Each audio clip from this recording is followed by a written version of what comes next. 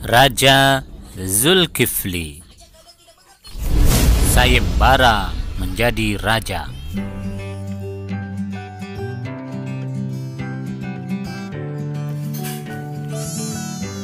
Dan ingatlah kisah Ismail, Idris, dan Zulkifli. Mereka semua termasuk orang-orang yang sabar, dan kami telah memasukkan mereka ke dalam rahmat kami. Sesungguhnya mereka termasuk orang-orang yang saleh. Surat Al-Anbiya ayat 85 sampai 86.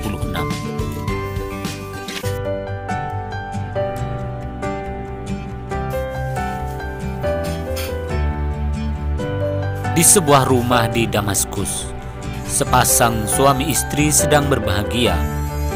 Mereka adalah Nabi Ayyub alaihissalam dan Rahmah istrinya. Mereka baru saja dikaruniai seorang anak laki-laki yang mereka beri nama Bashar. Secara garis keturunan, Bashar masih merupakan cucu Nabi Ibrahim alaihissalam.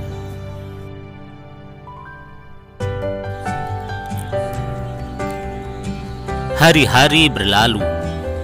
Bashar tumbuh menjadi seorang anak yang berakhlak baik. Semua orang senang padanya, sebab ia tak pernah berbohong dan ia selalu menepati janjinya. Bashar juga dikenal sebagai anak yang sangat sabar. Ia tidak pernah mengeluh sedikit pun. Ia yakin bahwa apapun yang terjadi pada dirinya, semua adalah atas kehendak Allah Subhanahu wa Ta'ala. Karena itulah Bashar melalui hari-harinya dengan banyak mendekatkan diri kepada Allah Subhanahu wa Ta'ala.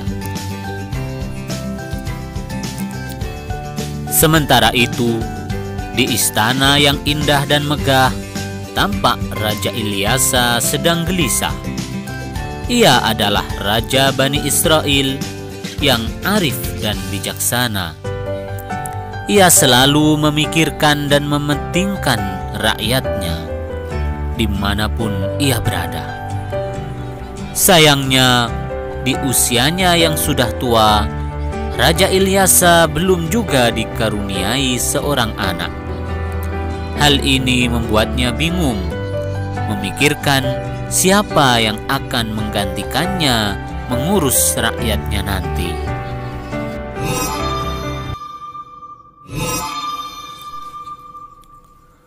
Apa yang harus aku lakukan?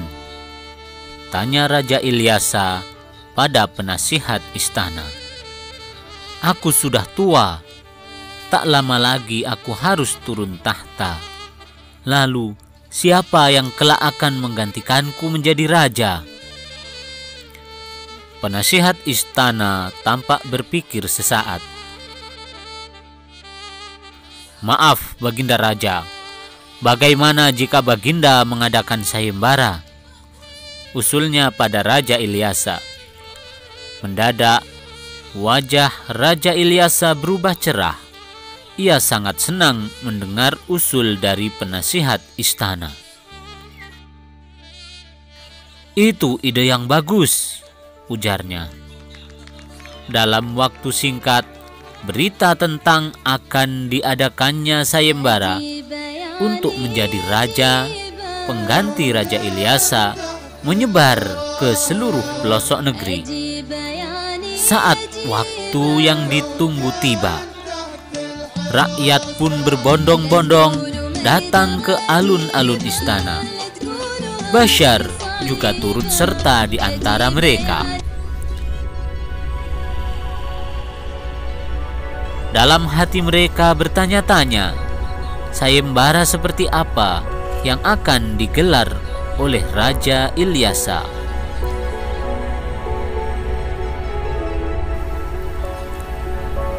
Kalau syaratnya adu gulat, pasti aku yang menang, hahaha, ujar seorang pemuda bertubuh tinggi besar.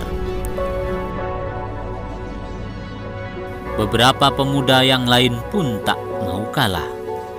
Mereka masing-masing merasa bahwa diri merekalah yang layak menjadi raja. Tapi Bashar tetap diam saja. Ia dengan sabar menunggu kehadiran Raja Ilyasa. Tak lama kemudian, Hulu Balang dan Raja Ilyasa pun datang ke alun-alun istana. Hulu Balang angkat bicara mewakili Raja Ilyasa. "Wahai saudara-saudara sekalian, kalian semua tentu sudah tahu, kini Raja Ilyasa sudah lanjut usia. Tapi Baginda Raja tak punya keturunan yang bisa menggantikannya menjadi raja. Karena itulah, Baginda Raja ingin mengangkat salah satu dari kalian untuk menggantikan dirinya." Sejenak, Raja Ilyasa mengedarkan pandangan ke seluruh rakyatnya yang hadir. Dalam hati ia memohon petunjuk kepada Allah Subhanahu wa Ta'ala agar tidak salah dalam menentukan pilihan. "Barang siapa di antara kalian yang sanggup berbuat sabar, berpuasa di siang hari, dan beribadah di malam hari, maka ia akan menggantikan Baginda Raja," lanjut Hulu Balang menjelaskan. Rakyat kaget terdiam. Tak seorang pun di antara mereka yang berani mengangkat tangan.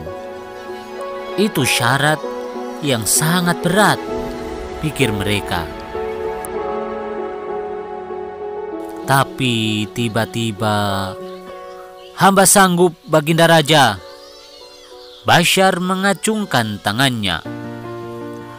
Raja Ilyasa, Hulu Balang, dan para hadirin terkejut mendengarnya. Mereka memandang ke arah Bashar dengan kening berkerut. Mereka meragukan kemampuan Bashar karena usianya yang masih sangat muda.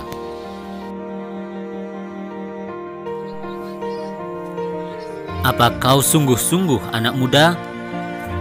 Menjadi raja bukanlah hal yang mudah. Apa kau yakin dengan ucapanmu?" Dengan senyum percaya diri, Bashar mendekati Raja Ilyasa. "Hamba tidak main-main, Baginda. Insya Allah, hamba akan menepati janji dan melaksanakan tugas dengan sebaik-baiknya," ujarnya mantap. Raja Ilyasa mengangguk-angguk. Ia takjub pada ketegasan dan kesanggupan anak muda yang ada di hadapannya. Akhirnya, Bashar pun ditetapkan sebagai pemenang sayembara. Ia kemudian tinggal di istana dan mendampingi Raja Ilyasa saat menjalankan kegiatan-kegiatannya. Meski hidup dalam kesenangan, Bashar tidak terlena dan tetap hidup sederhana seperti biasa. Raja Ilyasa yang sudah semakin tua merasa bahwa tak lama lagi ajal akan datang menjemputnya. Sebelum wafat, beliau berpesan kepada Bashar agar senantiasa berpegang teguh pada janjinya. Bashar pun bersumpah atas nama Allah untuk menjaga amanah itu sepanjang hidupnya.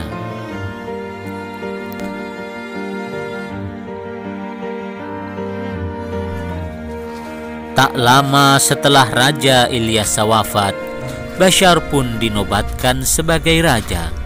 Ia melayani rakyatnya dengan adil dan bijaksana. Rakyat dapat hidup tenang, tentram, dan bahagia di bawah kepemimpinannya. Keteguhan dan kesanggupannya melaksanakan janji membuatnya mendapat julukan Zulkifli.